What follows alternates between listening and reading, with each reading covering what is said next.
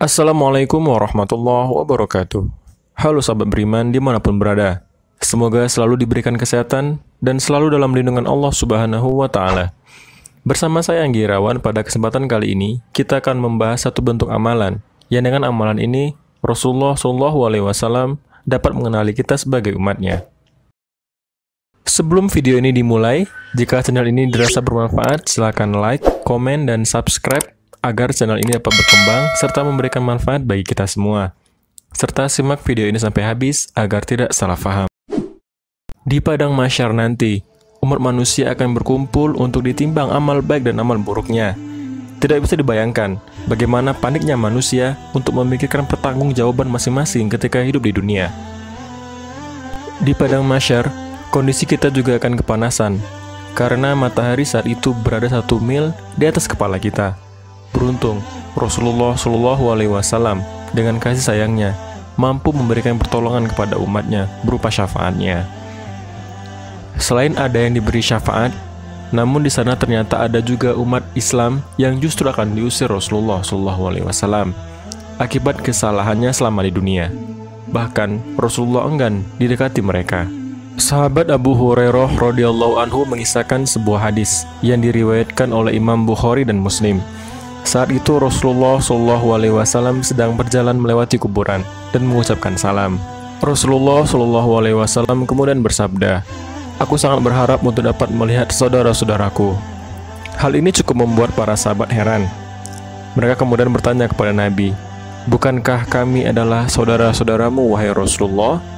Rasulullah menjawab, "Kalian adalah sahabat-sahabatku, sedangkan saudara-saudaraku adalah umatku yang akan datang kelak setelahku." Sahabat kemudian bertanya lagi, "Wahai Rasulullah, bagaimana engkau dapat mengenali umatmu yang sampai saat ini belum terlahir?" Beliau menjawab, "Menurut pendapat kalian, andai ada orang yang memiliki kuda yang di dahi dan ujung kakinya berwarna putih, dan kuda itu berada di tengah-tengah kuda lainnya yang berwarna hitam legam, tidaklah orang itu dapat mengenali kudanya?" Para sahabat menjawab, "Tentu saja orang itu dengan mudah mengenali kudanya." Maka Rasulullah SAW menimpali jawaban mereka dengan bersabda, "Sejatinya umatku pada hari kiamat akan datang dalam kondisi wajah dan ujung-ujung tangan dan kakinya bersinar, pertanda mereka berwudu semasa hidupnya." Ini menandakan bahwa umat muslim yang senantiasa menjaga wudunya akan menjadikan pembeda saat hari perhitungan nanti. Sebab bekas tubuh yang sudah terkena wudhu akan memancarkan cahaya, yang mana cahaya ini tidak nampak pada golongan mereka yang tidak menjaga wudhunya, serta tidak beriman kepada Allah dan Rasul-Nya. Wudhu adalah amalan ringan, tapi pengaruhnya ajaib dan luar biasa.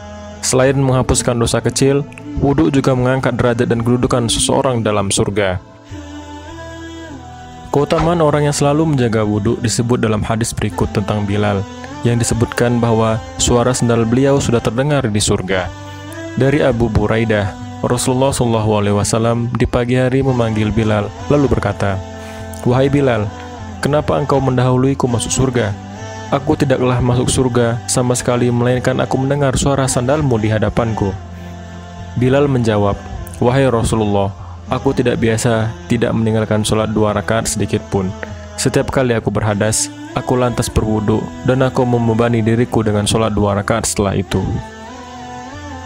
Rasulullah SAW menjelaskan bahwa nantinya ia akan menunggu umatnya di pinggir telaga di alam mahsyar. Namun Rasulullah menjelaskan bahwa di antara umatnya nanti akan ada yang diusir malaikat. Mereka seperti onta yang kehilangan sang pemilik, sehingga mendatangi tempat-tempat minum orang lain, namun akan diusir. Namun Rasulullah SAW mengetahui bahwa mereka adalah umatnya karena memiliki tanda pernah berwudu. Nabi pun kemudian akan memanggil mereka, namun para malaikat mengusir mereka dan berkata, "Aku adalah pendahulu kalian menuju telaga. Siapa saja yang melewatinya pasti akan meminumnya, dan barang siapa meminumnya, niscaya tidak akan haus selamanya. Nanti akan lewat beberapa orang yang melewati diriku.